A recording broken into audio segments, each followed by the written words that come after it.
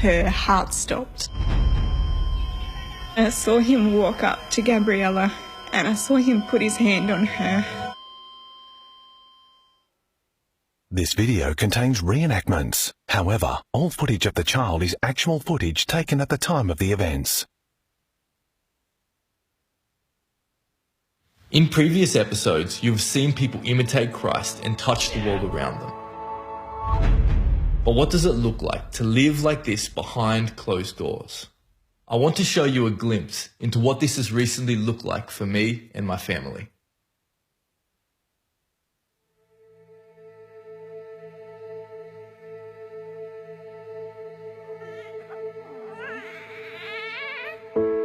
Is it possible to live free from fear in a world that is plagued by it?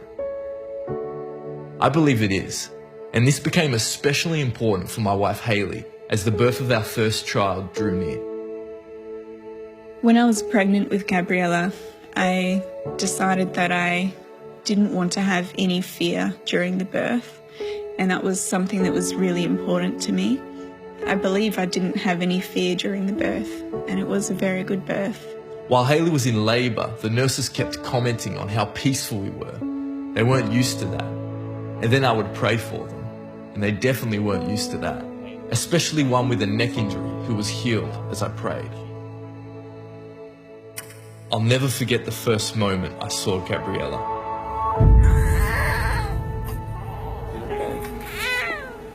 She was a perfect little baby. I can remember looking at her and saying, "Hayley, she's got your lips." The first half an hour was the most incredible half an hour of my life. You did it, babe. What's her name? Her name is Gabriella. Yeah.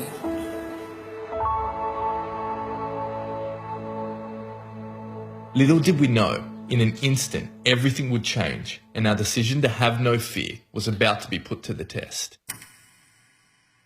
About half an hour after she was born, they noticed that she was breathing really quickly. It kept getting worse and worse. She required more and more oxygen.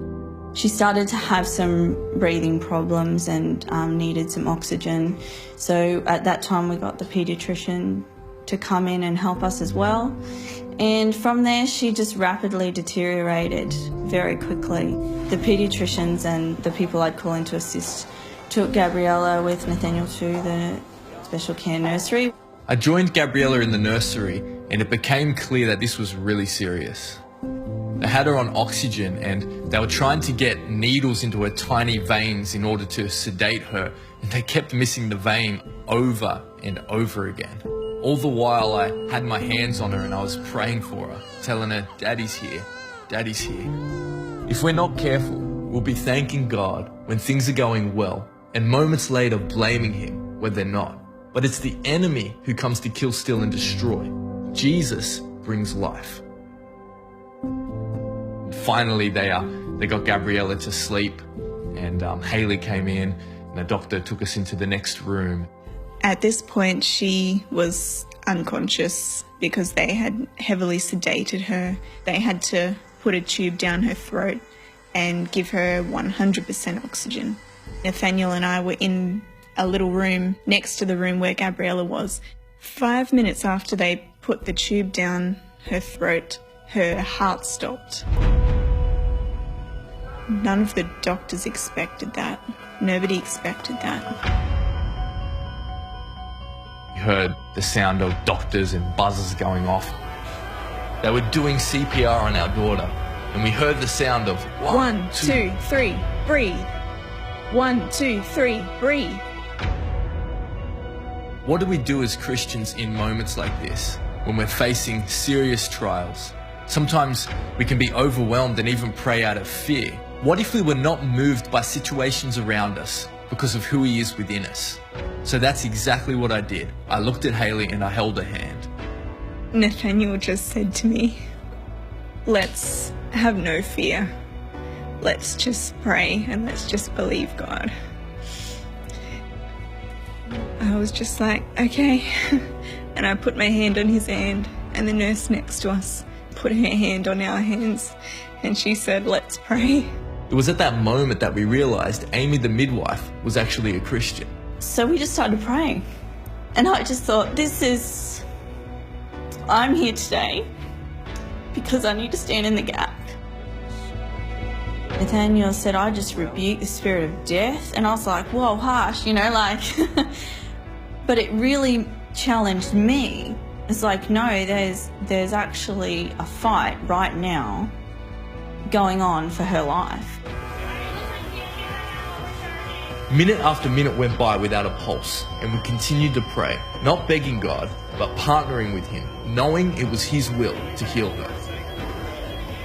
For me, that was a very weak moment. But right then, I saw a vision of Jesus. I saw him walk up to Gabriella, and I saw him put his hand on her.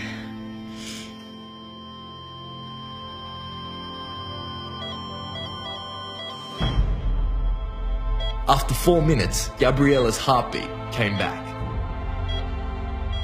From that moment, when I saw that vision of Jesus, for me, it was okay. Her heart had started again after 4 minutes, but she was grey. It's the colour of death. The logical conclusion was that Gabriella wouldn't survive. Doctors came in to us and they said, things are very serious. We don't know what's wrong, but something is very wrong. They were very concerned and trying to prepare us for the worst. But I've made a choice in my life to share the gospel no matter what. And the nurse that was telling us the bad news seemed to have an issue with her throat. So even in that moment, I told her, we're not worried. God has our daughter. But let me pray for your voice. So I prayed for her. The doctors were used to people being distraught in situations like this, but Haley and myself had a God-given peace. So they assumed we were in denial about the gravity of the situation and contacted our pastor, hoping she'd speak some sense into us. But they didn't know our pastor. I got a phone call from the hospital saying, Pastor Catherine, something has happened. And I could tell from the tone of her voice she was very worried. So I said, what's gone on? And she said, well, baby's had a heart attack. And that was enough for me. These guys are family. As I walked in, the nurses were waiting for me and they said, we're so glad you're here. You need to help them understand that really this is much more serious than they seem to realise. I think they thought that I was going to help with the grief counselling. I looked at them and thought, you've got the wrong lady here. As I walked in, Nathaniel's praying for one of the nurses, as you would expect, because that's just who he is. And Haley had just a supernatural peace. And I said to them, well, Haley, you need to start expressing. Nurses, you need to make sure she starts expressing milk. This baby is going to feed. This is going to be normal. And I'm pretty sure the nurses were all thinking, I don't think they understand. So we just prayed, we worshipped. Well, there was Gabriella all hooked up to the life support machine, and I said, let's take a picture. I remember overhearing one of your pastors say, take a photo of her like this because you're going to need it for the testimony. And I was like, oh Lord, please let that be true, because all of the facts tell us it's impossible.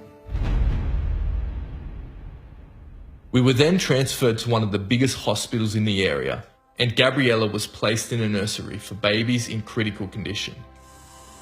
Gabriella's state was rapidly deteriorating, and they were struggling to keep her alive.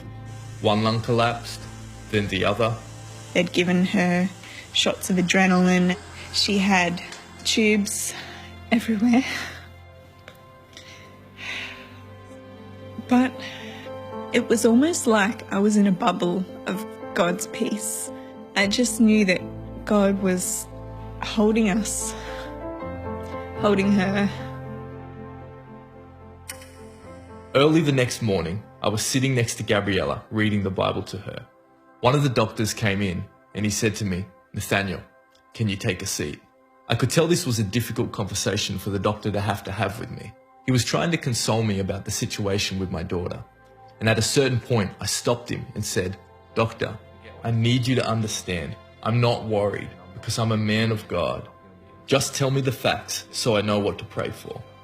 Then he opened up and explained that because of the lack of oxygen to my daughter's brain during the 4 minutes that her heart had stopped, he believed that she had brain damage and that was the reason she was not responding. I asked the doctor, "What would you need to see to know that she's doing okay?" And he said, "Well, she's not responding. So any response." So I asked him, "What would you think if she opened her eyes?" And he said, "I'd be astonished." I looked him in the eyes and I said, "Doctor, prepare to be astonished. God's going to heal my daughter. What do you need prayer for?" He was so impacted that he just said, "Wow, you're very kind, thank you." And I got to pray for him. At this point, we and many others had been praying for almost 2 days, and medically speaking, there was no reason to think we would ever see our daughter's eyes again, let alone any form of recovery. I went into a bathroom and I shut the door. Gabriella wouldn't survive. Something is very wrong with your baby. Serious brain damage. I've learned that not every thought that enters my head is my own. And as I was in that bathroom, this boldness came over me. I had complete confidence that God would heal my daughter, but I also knew that even losing my daughter could not steal the peace I have in Jesus. And I said, "Enemy, your plans to take my daughter will not succeed. But no matter what happens to my daughter, my peace is in Christ alone."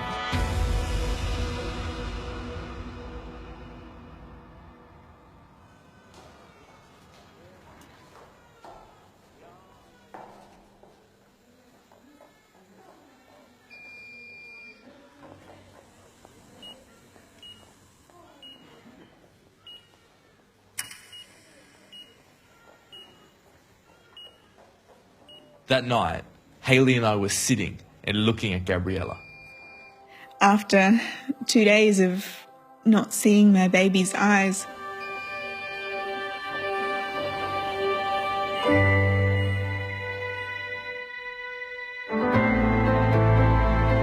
she opened her eyes and she looked at us.